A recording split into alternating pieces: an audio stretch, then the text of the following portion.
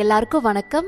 மதுரைனா நிறைய ஸ்பெஷலான விஷயங்கள் எல்லாருக்கும் ஞாபகம் வரும். அதில் ரொம்ப ஸ்பெஷலான விஷயம் மதுரை ஃபேமஸ் ஜிகர்தண்டா. ஸோ இந்த மதுரை ஸ்பெஷல் ஃபேமஸ் ஜிகர்தண்டா வீட்டிலையே எப்படி செய்கிறது அப்படிங்கிறத இன்றைக்கி பார்க்க போகிறோம். இதுக்கு ஒரு 1 லிட்டர் ஃபுல் ஃபேட் மில்க் எடுத்துக்கோங்க. அதை நல்லா காய்ச்சி வச்சுக்கோங்க. ஸோ பால் காயிற இந்த நேரத்துக்குள்ளே நம்ம கேரமல் சிரப் ரெடி பண்ணிடலாம். ஒரு 3 ஸ்பூன் அளவுக்கு ஒயிட் சுகர் போட்டுக்கோங்க. அதை நல்லா கை விடாமல் கிண்டணும். அதில் எந்த தண்ணியும் நீங்கள் ஊற்றிட வேண்டாம். ஜஸ்ட் அப்படியே கிண்டுங்க. அந்த சூட்டுக்கு அதுவே இலகி ஒரு மாதிரி ப்ரௌன் கலரில் சேஞ்ச் ஆக ஆரம்பிக்கும். பாருங்கள், இப்போது ப்ரௌன் கலரில் அது மாறிட்டு இருக்கு. இந்த டைமில் நுர கூட்டி வருது இல்லையா? இந்த டைமில் நீங்கள் வந்து ஒரு 25 ml ஆஃப் வாட்டர் விடலாம். நீங்கள் தண்ணியே விடாமல் விட்டிங்கன்னா அது வந்து அப்படியே கேரமல் சாக்லேட் ஆகிடும். ஸோ தண்ணி கண்டிப்பாக ஊற்றணும். ஒரு 25 ml மட்டும் விடுங்க. இப்போ சிரப் ரெடி ஆகிடுச்சு, பாலும் பொங்கிடுச்சு. நீங்கள் வந்து சைடில் இருக்க அந்த ஆடையெல்லாம் உள்ளே இழுத்து விட்டுக்கோங்க. அப்போ தான் கொஞ்சம் பால் க்ரீமியாக இருக்கும். லைட்டாக வற்றணும், ரொம்ப வற்றணும்னு அவசியம் இல்லை. ஜிகர்தண்டாக்கு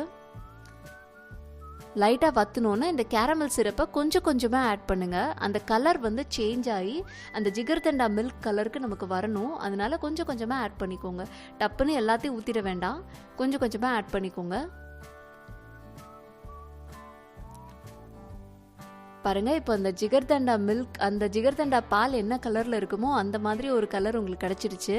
அவ்வளோதான், பால் ரெடி ஆகிடுச்சு. இப்போ இதை நீங்கள் வந்து ஃப்ரிட்ஜில் வச்சு சில் பண்ணி எடுத்துக்கோங்க. பாருங்கள், நான் ஃப்ரிட்ஜில் வச்சு சில் பண்ணி எடுத்து வச்சுருக்கேன் அந்த பாலை. அப்புறம் ஒரு 1/4 கப் அளவுக்கு நன்னாரி ஷர்பத் எடுத்து வச்சுருக்கேன். ஒரு 5 பீஸ் வந்து பாதாம் பிசின் வந்து எடுத்திருக்கேன். 5 பீஸ் போதும். இந்த 5 பீஸை நான் நைட்டே ஒரு 400 ml வாட்டரில் ஊற வச்சுருந்தேன். ஒரு ஹோல் நைட் அது ஊறணும். ஊறினா இவ்வளோ கிடைக்கும் உங்களுக்கு. 5 பீஸ் தான், ஆனால் பாருங்கள் இவ்வளோ கிடச்சிருக்கு. ஒரு 400 ml வாட்டரில் நான் அதை ஊற வச்சேன். அவ்வளோதான். இப்போ இந்த 3ஐயும் வச்சு எப்படி வந்து ஜிகர்தண்டா செய்கிறது அப்படின்னு பார்க்கலாம். ஃபஸ்ட்டு ஒரு கிளாஸில் ஒரு 4 ஸ்பூன் அளவுக்கு நீங்கள் அந்த ஊற வச்ச பாதாம் பிசின் இருக்கு இல்லையா, அதை போட்டுக்கோங்க. ஒரு 4 ஸ்பூன் போட்டுக்கலாம் ஒரு கிளாஸ்க்கு. அதாவது ஒரு 250 ml கிளாஸ்னு வச்சுக்கோங்களேன். அந்த அளவுக்கு ஒரு 4 ஸ்பூன் அளவுக்கு போட்டுக்கலாம். அப்புறம் நன்னாரி ஷர்பத் வந்து ஒரு 25 ml வரைக்கும் விட்டுக்கலாம். அதில் அந்த இதிலே இனிப்பு இருக்கிறதுனால நீங்கள் தனியாக எந்த இனிப்பு இதில் ஆட் பண்ணணும்னு அவசியம் கிடையாது. நன்னாரி ஷர்பத் அவ்வளோ இனிக்கும். ஸோ இப்போ அந்த சில் பண்ணி வச்சுருக்க மில்கையும் அதில் ஊற்றிடுங்க. ஒரு 3/4 கிளாஸ் அளவுக்கு அதை ஊற்றிக்கோங்க, போதும். ஊற்றிட்டு இப்போ நல்லா கலக்கி விட்டுக்கோங்க. அதை ஒன்ஸ் அது நல்லா மிக்ஸ் ஆனதுக்கப்புறம் ஒரு ஸ்கூப் அளவுக்கு நீங்கள் ஜிகர்தண்டா ஐஸ்கிரீம் அதில் ஆட் பண்ணிக்கணும். அப்போ தான் பர்ஃபெக்ட் ஜிகர்தண்டா கிடைக்கும். இந்த ஜிகர்தண்டா ஐஸ்கிரீம் எப்படி செய்யணும்னு தெரிஞ்சுக்கணுன்னா சைடில் தெரிகிற இந்த பாக்ஸை கிளிக் பண்ணுங்கள். டிஸ்கிரிப்ஷன்லேயும் லிங்க் கொடுக்குறேன், அதையும் கிளிக் பண்ணி பார்க்கலாம்.